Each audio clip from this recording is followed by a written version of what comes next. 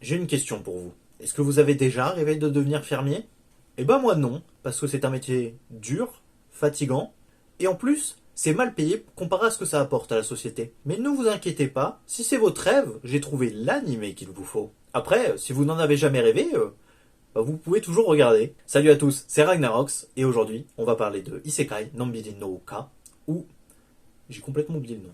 Comment s'appelle Farming Life in Another World? Mais quel nom nul!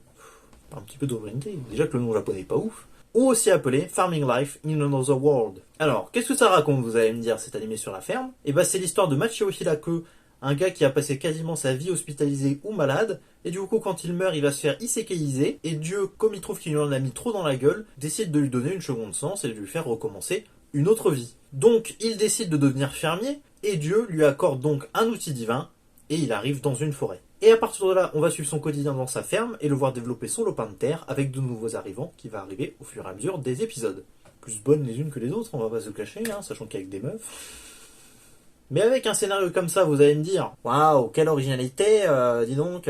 Effectivement, c'est vrai qu'on part pas sur le truc le plus innovant, mais après faire original, ça veut pas dire que ça va être bon. Après, l'animé a pour lui un côté bucolique et très reposant, ce qui fait que c'est très agréable de suivre le personnage, faire évoluer son domaine. Et le fait que de nouveaux personnages arrivent, rendent le tout plus dynamique, et augmente les interactions entre ces mêmes personnages, et permet de ne pas s'ennuyer au fur et à mesure de l'animé. Et en plus, si tu t'étais déjà demandé ce que ça faisait d'avoir un jeu de gestion adapté en animé, tu vas être servi. Parce qu'au début de l'animé, il y a vraiment un côté jeu de gestion, où le personnage avec son outil divin agricole, qui fait tout en un coup, et sans effort, et ça fait vraiment penser à du Harvest Moon, où la seule limite pour le personnage, ça va être le temps qui passe. Après, au niveau de l'histoire, il y a un gros manque d'enjeu, parce que les seuls avancements dans l'histoire, c'est le personnage qui avance dans son agriculture, et qui développe son domaine. Vous allez pas en voir plus.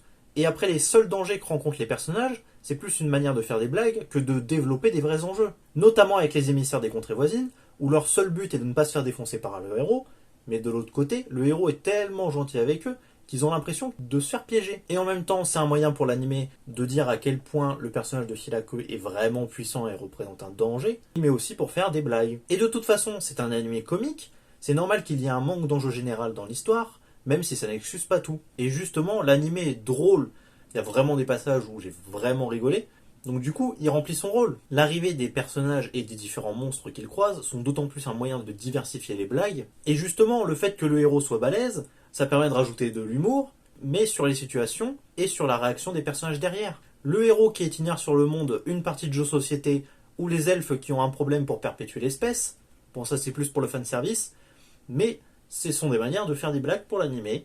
Et il y a notamment un passage que j'ai bien aimé dans l'animé, où l'on voit le point de vue des loups, ou les chiens dans la VF, mais on en reparlera après, qui est vraiment original pour le coup, parce qu'on n'a pas l'habitude de voir le point de vue des personnages secondaires, et encore moins des monstres. Et en plus, c'est un moyen plus subtil de montrer les dangers de la forêt mortifère pour ses habitants, et de montrer que le héros est balèze. De plus, l'opening et l'ending sont vraiment sympathiques, notamment l'opening avec ses na na na na. Bon, je le fais très mal, mais c'est pas grave.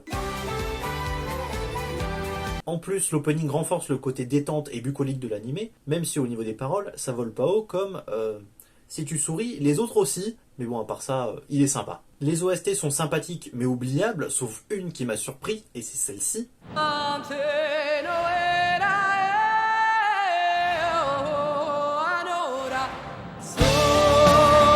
Je sais pas d'où ça sort, mais elle contraste vachement avec le reste de l'ambiance de l'animé. Pour finir, juste un point sur la traduction, parce qu'une erreur comme ça, c'est impardonnable. Et je parle des chiens des enfers, parce que déjà, en original, c'est des loups. Et en plus, à aucun moment de l'animé, les personnages parlent de chiens des enfers. C'est juste le personnage principal qui les prend pour des chiens, et ils ont des cornes, il se dit juste, oh bah c'est parce que c'est un isekai. Mais à aucun moment, le mot chien des enfers est prononcé dans l'animé. Hein. Même dans le passage que je parlais tout à l'heure, où on a le point de vue des loups, le loup lui-même appelle sa race Inferno ou de feu, qui veut dire Infernal Wolf. Donc ça veut bien dire loup des enfers.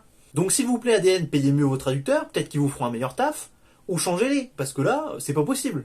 Donc cet animé, il est sympa à regarder, notamment pour un isekai, mais c'est pas incroyable non plus. Il est sympathiquement sympathique, et actuellement il y a 7 épisodes, donc si vous voulez le regarder, vous pouvez le tenter. Vous allez pas passer un mauvais moment devant. N'hésitez pas à me dire ce que vous avez pensé de cet animé en commentaire, à liker, à partager, et merci d'avoir regardé la vidéo, et surtout n'oubliez pas, regardez bien, regardez mieux. Allez, salut!